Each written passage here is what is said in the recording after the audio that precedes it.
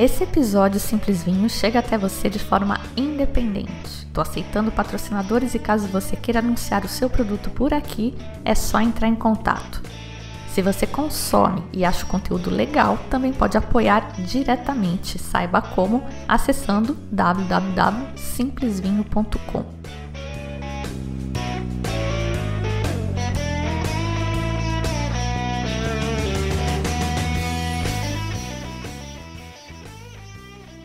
Olá, bem-vindos ao Simples Vinho, onde a gente desfruta toda a complexidade do vinho de forma simples, quase um bate-papo.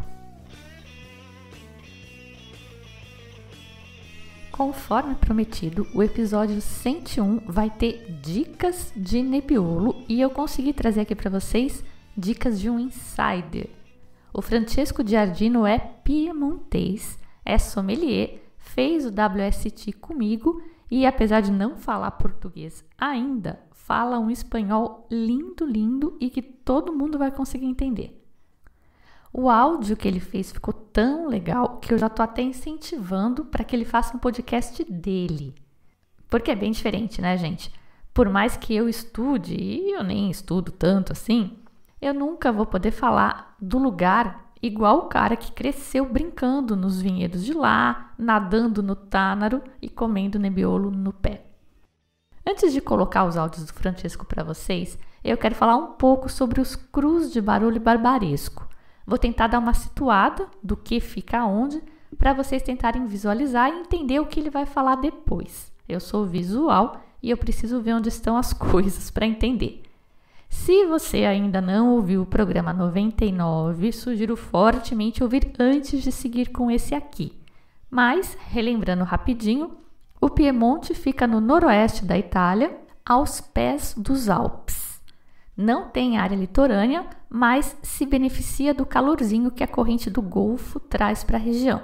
A uva mais famosa é a Nebbiolo, que é usada para produzir Barolo e Barbaresco, dois vinhos 100% Nebbiolo. A meca da Nebbiolo é uma área chamada Langhe, uma faixa de terra montanhosa na província de Cuneo, que corre ao sul e a oeste do rio Tânaro. Inclui a cidade de Alba, a pequena aldeia de Barbaresco e a região vinícola ali em volta. Inclui também a aldeia de Barolo, que é uma vilinha de pouco mais de 700 habitantes, e é também o nome da zona vinícola, bem maior. As vilas de Barbaresco e Barolo ficam a pouco mais de 20 km de distância uma da outra, mas as zonas vinícolas não são adjacentes. A cidade de Alba fica entre elas. Barbaresco é mais baixa e mais quente que Barolo. As uvas amadurecem antes e são menos intensas. Barolo é mais Piemonte raiz. É ao pé do monte mesmo. Ela é mais alta e mais fria, e as uvas demoram mais para amadurecer e são mais concentradas fenolicamente. Os vinhos tendem a ter mais taninos e são taninos que precisam de mais tempo para serem amaciados. O solo também influi. O solo mais arenoso é mais quentinho e isso é igual a taninos mais macios. Solo com mais argila, menos areia, é mais frio e produz vinhos mais tânicos. Os solos mais arenosos são encontrados mais próximos do rio Tânaro. Na parte mais a leste da região de Barolo, bem longe do rio, fica a região de Serralunga d'Alba, com uma formação de solo chamada Lecchio e a menor quantidade de areia de toda a região. A gente já sabe também que na bodega a principal diferença entre Barolo e Barbaresco é o tempo. Tanto o tempo que o vinho passa em barricas quanto que passa na garrafa. O Barolo, obviamente, precisa de mais tempo para amaciar os taninos. Relembrando então, Barolo são pelo menos 3 anos na bodega, dos quais pelo menos a metade, 18 meses, em barricas. Já o Barbaresco, total de 2 anos na bodega, pelo menos 9 meses na barrica. Ambas as apelações podem ser reserva e aí precisam de mais 2 anos de armazenamento. Tudo isso eu falei bem rapidinho, mas está muito melhor explicado, mastigadinho, no episódio 98. Agora, vamos incluir informação nova. Se você lembrar, no episódio 98, eu comentei que os Barolhos tinham muita semelhança com a Borgonha. Pois então, aqui também eles identificaram os melhores lugares que produzem os melhores vinhos e aí pode colocar o nome deste lugar no rótulo. O pessoal chama informalmente de os cru de Barolo ou de Barbaresco, mas não é. Não pode chamar de cru porque isso é domínio dos franceses, eles têm direitos autorais. Pensou-se chamar de subdesignação, mas aí rolou um estresse por causa do sub. Todo mundo se melindrou. Podiam ter chamado de sori, que em piemontês, significa exposto ao sol. Seria o equivalente ao cru, gran cru. Mas acabou virando menção geográfica adicional. O pessoal levou mais de 20 anos estudando, mapeando e negociando, até que em 2010 bateram o martelo na região de Barolo. Então, no rótulo, pode vir que é Barolo, se é reserva, e se for de uma das menções geográficas adicionais, vem o termo Vigna e o nome da tal menção geográfica adicional. São 181. Por ordem alfabética, então. Albarella, Altenaço, Annunciata, Arborina, Arione. Não, tô zoando. Eu não vou falar as 181. Não tem cabimento falar aqui, mas está lá no simplesvinho.com para quem quiser decorar todos.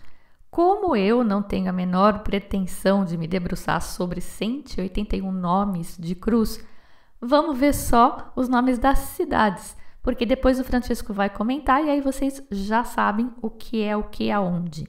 Então, vamos considerar que o mapa do Piemonte é parecido com o nosso Piauí.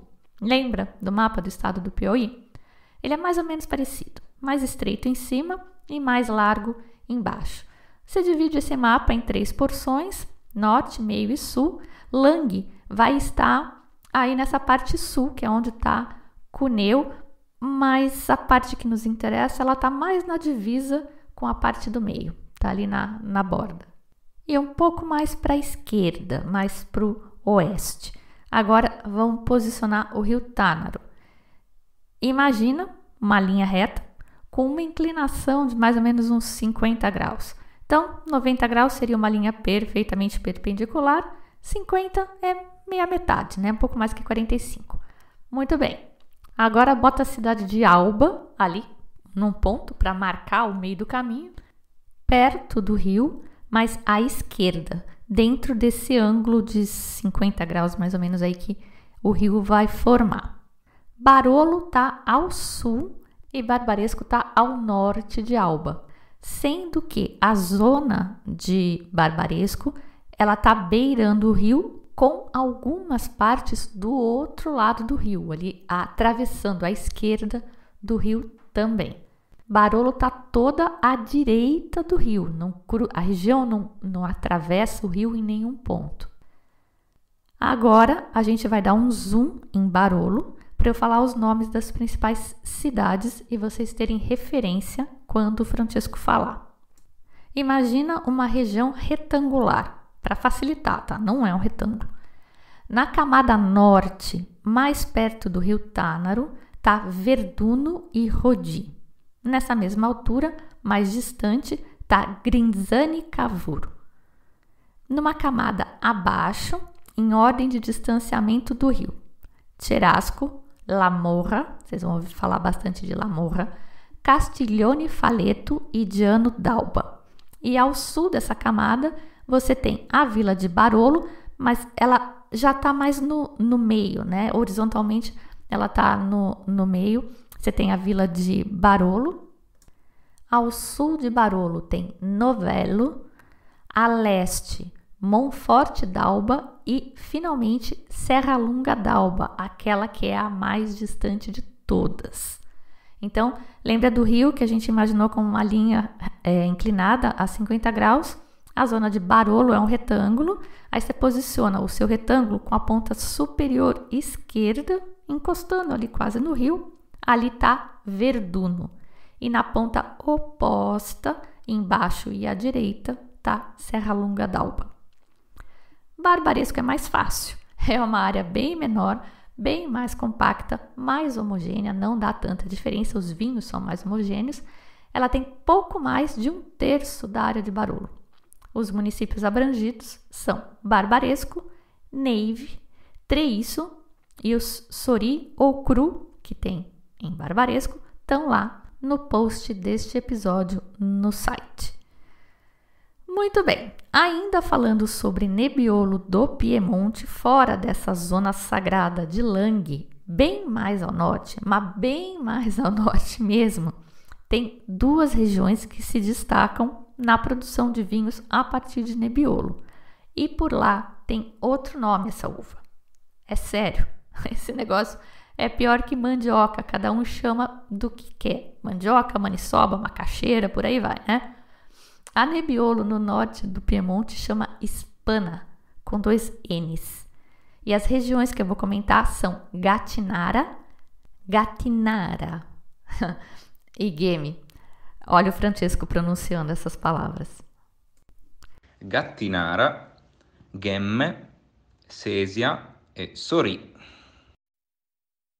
Gattinara e Ghemme são 2 cidades pertinho uma da outra, em linha reta não deve dar 5 quilômetros, mas elas estão separadas pelo rio Sesia e ficam em províncias diferentes, inclusive. Não vou falar nem o nome dessas províncias para não complicar mais e porque não é importante para a gente aqui, mas eu vou fazer um vídeo bem didático mostrando todos esses mapas, porque para mim, pelo menos, ajuda super a entender a região. Sou visual. Tanto Gattinara DOCG quanto a Ghemme DOCG são produzidos com a uva Spana, também conhecida como Nebbiolo, e passam um tempão em madeira. Eu imagino que seja para amaciar. Nunca provei nenhum dos dois, mas no programa vai ter dica de Gattinara, então se liga.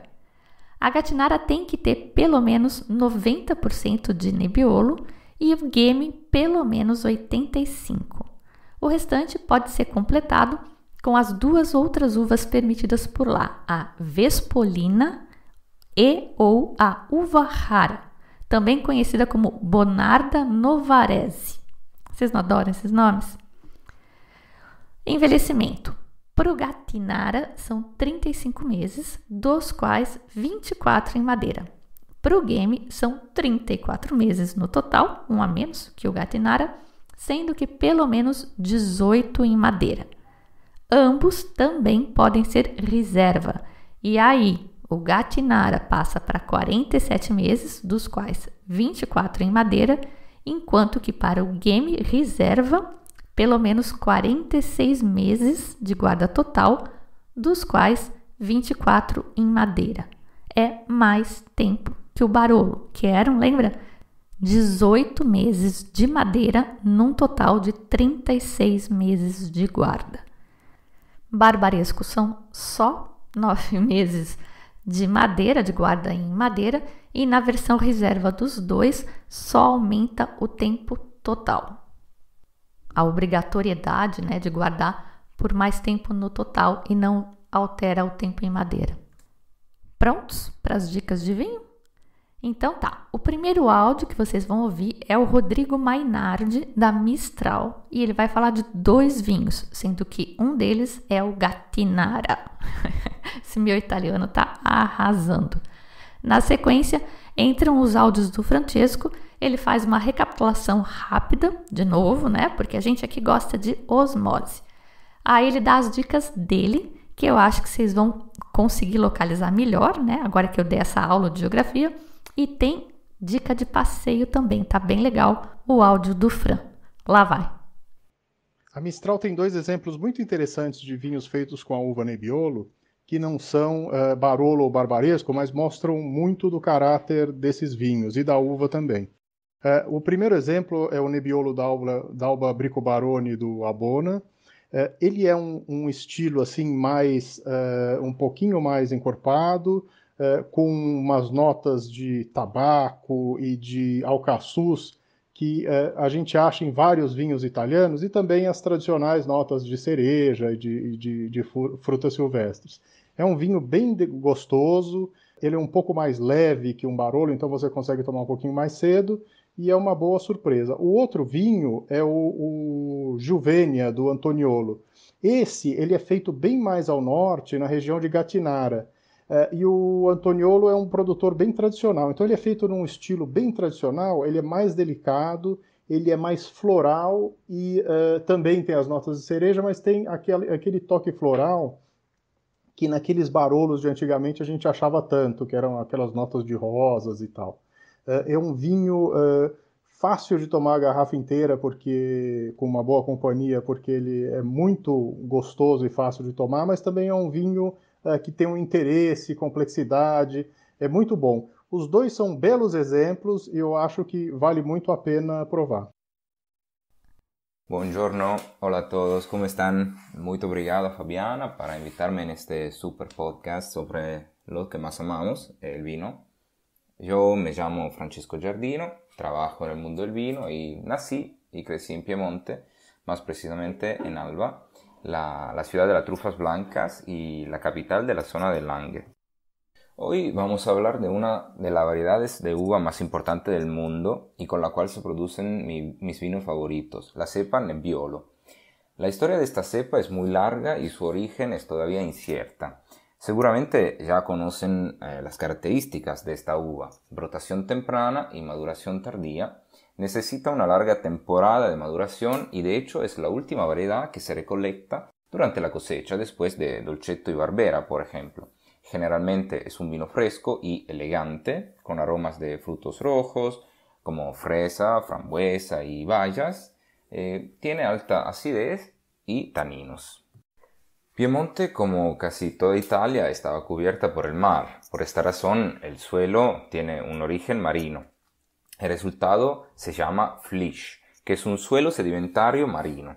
Más precisamente, en el área del Langhe encontramos la formazione di Lequio, que es un suelo más rico en elementos calcáreos, la arenaria di Diano d'Alba, que es arena suelta, arenisca, y Marne di Sant'Agata, que es un suelo hecho de arcilla, componente carbonato y que tiene un color gris azulado. Por ejemplo, este suelo es típico en la zona de la producción del Barbaresco. Fabiana ya ha hablado de Barolo y Barbaresco, entonces hoy les voy a recomendar solo Nebbiolos, unos de mis favoritos, de bodegas conocidas y de pequeñas. Primero que nada tenemos que hacer una distinción. Ustedes pueden encontrar Langhe Nebbiolo y Nebbiolo d'Alba. Obvio, cambia según de la denominación de origen controlada, hay diferentes reglas. Por ejemplo, el Langhe Nebbiolo puede ser hecho con 85% de cepa Nebbiolo y 15% de otras cepas. Obviamente sería un estilo un poquito más redondo, pero en los últimos años pueden encontrar también bodegas que hacen Langhe Nebbiolo con 100% Nebbiolo. Depende de la zona de producción. Y el Nebbiolo d'Alba, como regla, tiene que ser hecho 100% Nebbiolo. Obviamente van a encontrar más taninos. Bueno, ahora podemos empezar con mi top 3 de los Nebbiolos que les voy a recomendar en el día de hoy. El primero sería el Langhe Nebbiolo de Oddero, una de las bodegas más históricas de la Morra en la zona de producción del Barolo. La familia Oddero está presente en el territorio de la Morra desde al menos el siglo XVIII. Es un Nebbiolo muy típico, con un color rojo rubí, un hermoso bouquet de violetas y frutos rojos, con taninos agradables. Por ejemplo, este vino pasa 1 año y medio en barricas de diferente tamaño. El Nebbiolo necesita, sí, un poco de tiempo en madera para redondar los taninos, pero pueden encontrar también Nebbiolos más frescos que se hacen solo en tanques de acero. El segundo Nebbiolo sería el Nebbiolo d'Alba Cavella de Paitin, que es una bodega familiar histórica en el pueblo de Neive, en la zona de producción del Barbaresco. Ellos poseen viñedos en uno de los crus más importantes de la zona, que se llama Serra Boella. En este caso, Cavella es el nombre de una pequeña aldea en el sur de Alba, Y este vino se queda en barricas de roble 1 año y medio.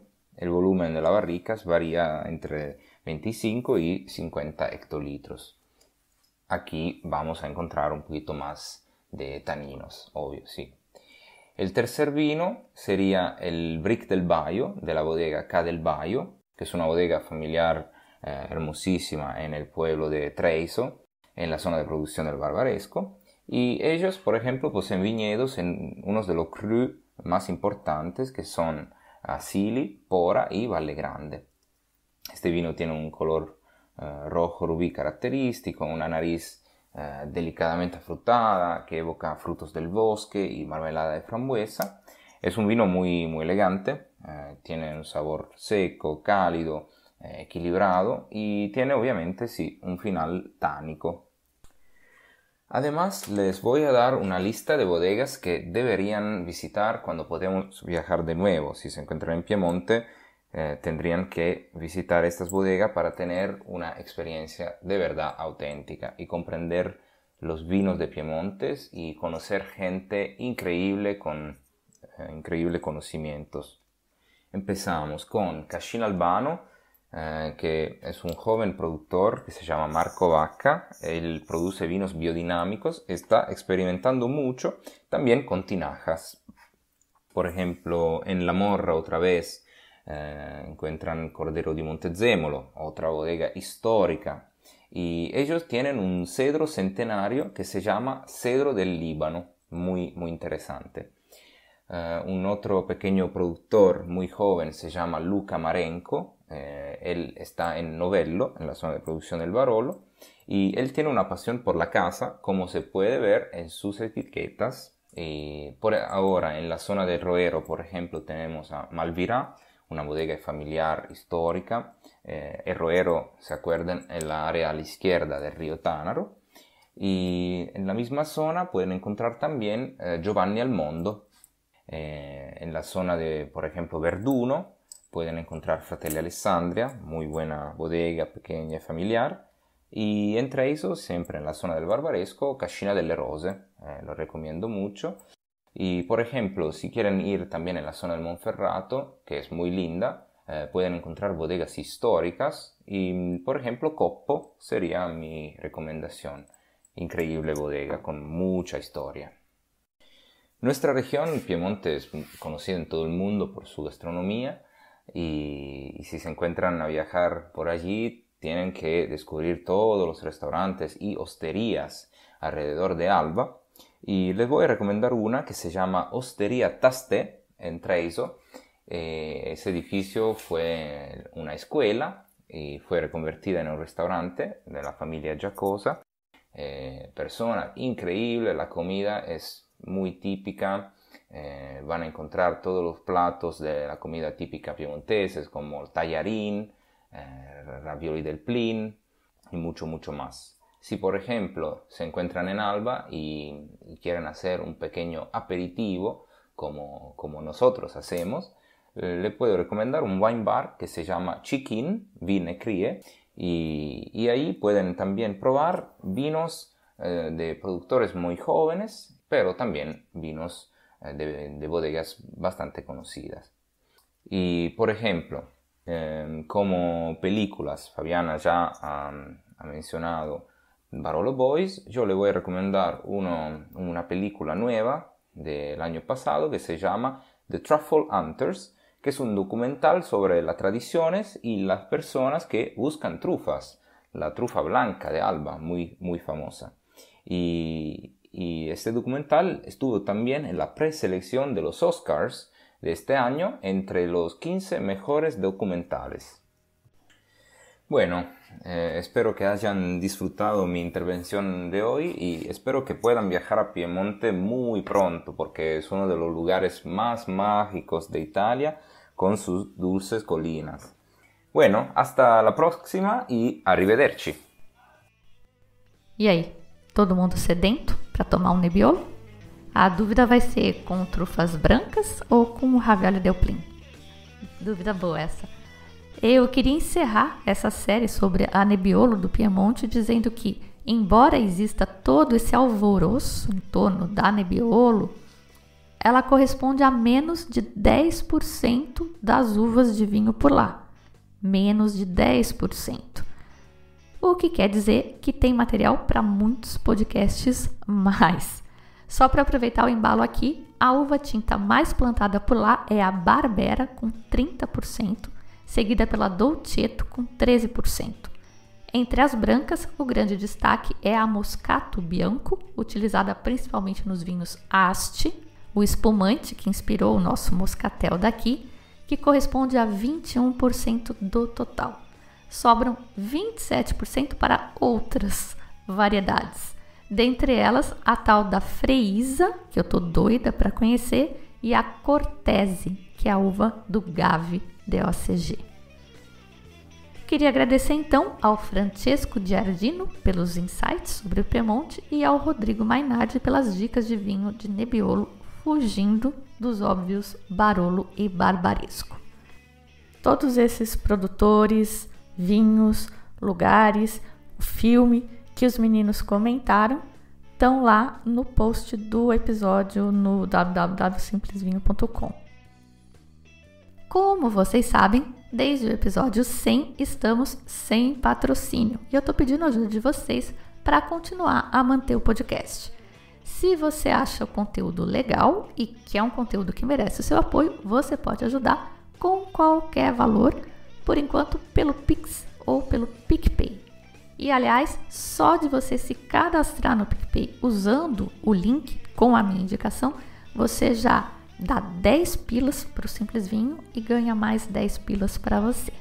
Tem todos os detalhes no site simplesvinho.com. Você pode ajudar sem grana também. Se você escuta no Spotify e ainda não segue, clica lá para seguir.